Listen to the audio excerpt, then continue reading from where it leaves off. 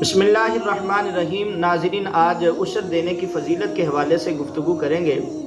عشر دینے کی کیا فضیلت ہے؟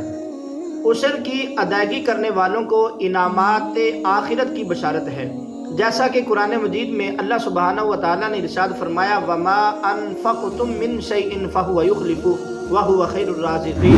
اور جو چیز تم اللہ کی راہ میں خرچ کرو وہ اس کے بدلے اور دے گا، اور وہ سب سے بہتر رزق دینے والا ہے۔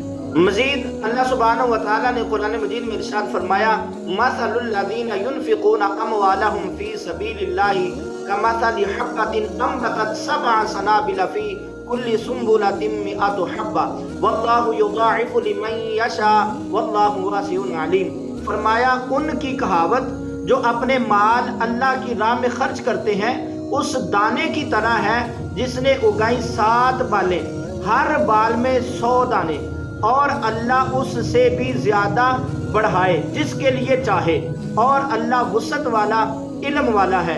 مزید فرمایا الذین ينفقون اموالهم فی سبیل اللہ ثم لا یتبعون ما انفقوا منا ولا اذى لهم اجرهم عند ربهم ولا خوف علیہم ولا هم يحزنون۔